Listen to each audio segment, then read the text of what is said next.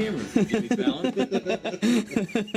It took Jimmy Fallon 10 years to stop doing this on Saturday Night Live. Ain't before he finally got good. So what'd you think about the Spurs? I think that I was happy to be wrong on the Spurs. Yeah. Yeah. Never been. I picked Memphis in 6. Not because I thought Memphis was a world beater. We've had a lot of weaknesses. The Spurs have had weaknesses. They've had issues. They've had trust problems with kids that they needed to step up.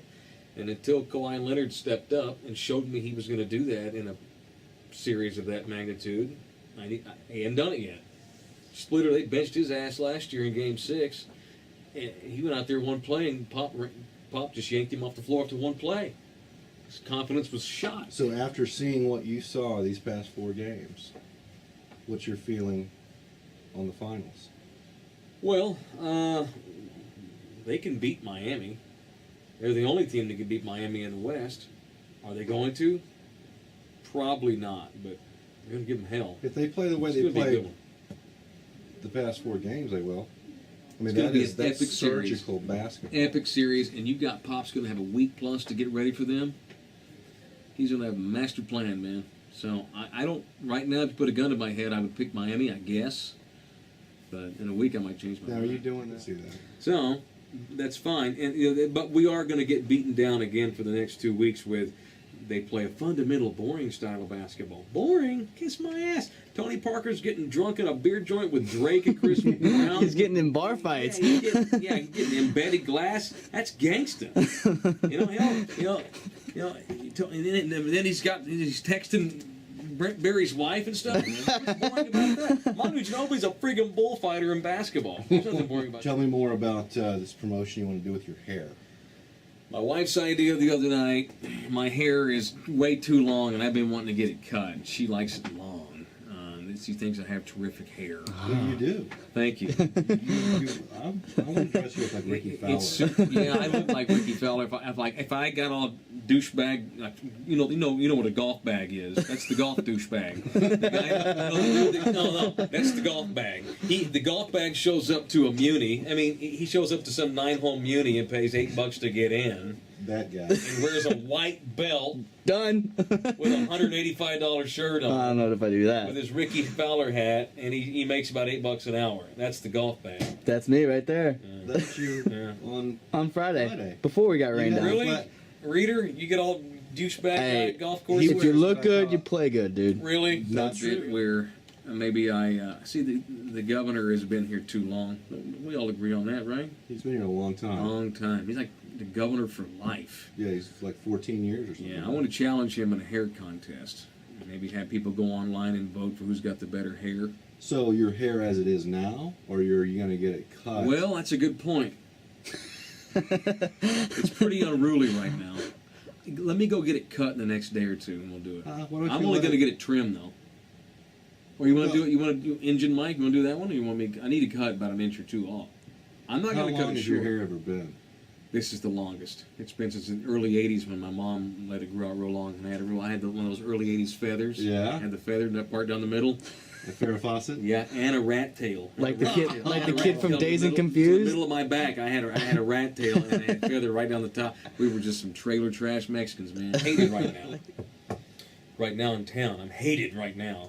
Well, it means people are listening to you. Well, I hope so. The thing is, I was hated 5.5, 6 years ago down there. They say the same things about me now. They say down there it's an absolute mirror. If you juxtapose both scenarios, it's the same. You're not from San Antonio. F you. You're not a Spurs fan. Go back to Dallas, you douchebag. And now it's, you didn't go to UT, because everybody in Austin went to UT. We all have degrees. I'm the only guy in town without a UT degree. Everybody else has a UT degree. So I didn't go there, so I'm sorry. How many people are in Austin proper? 800,000? Mm-hmm. Something like that? Well, 799,999 of them they are alums. They went to Texas. Mm-hmm. It says University of Texas on their deal. I did not. So I'm dealing with the fact that I did not go there. I'm also dealing with the fact that somehow, some way, I'm not a fan of the Longhorns anymore. I had a load of T-shirts as a kid growing up. We were taught in my house. I was taught two things at my house in the '80s. My dad's house. A, we're Longhorn fans. Okay. And B, we're Boston Celtics fans because my dad's a white guy and Larry Bird was playing. All white men love Larry Bird in the 80s. Not racist. You just like, I was a white, what's up, white guy? Dude. So they love Larry Bird, and we like the Longhorns. We were longtime T-shirt Longhorn fans. Now, I wouldn't call myself a super Longhorn fan, which means I'm not a sheep. I'm not going to follow DeLoss Dodds off the cliff every year. Everything he says isn't biblical. You know, he's not God. Matter of fact, I blame Dodds for a lot of what's going wrong these days up there. Mac a little bit. I like Mac. I want him to win. It says Texas on their shirt, and this is the school of note in the state of Texas.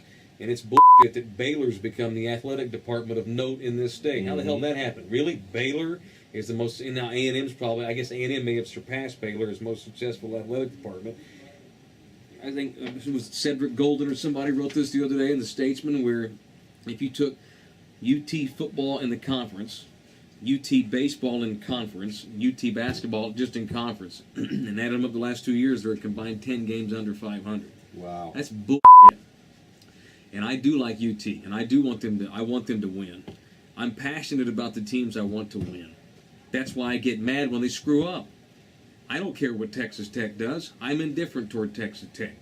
It says Texas on their shirt. That's fine. I support it, but to an extent. I don't give a crap what Rice does. I give a crap what UT does. And so when they screw up, they're going to get yelled at. I told R.C. Buford this when I first got to San Antonio. R.C., when you're good, which is most of the time, I'm going to come on the air and say you're good. When you suck, I'm going to go on there and say you suck. I might even be wrong, but I'm going to give my opinion, and you're going to get a fair shake, and I'm never going to get too personal. He said, that's fine by me. Guy's never called me once.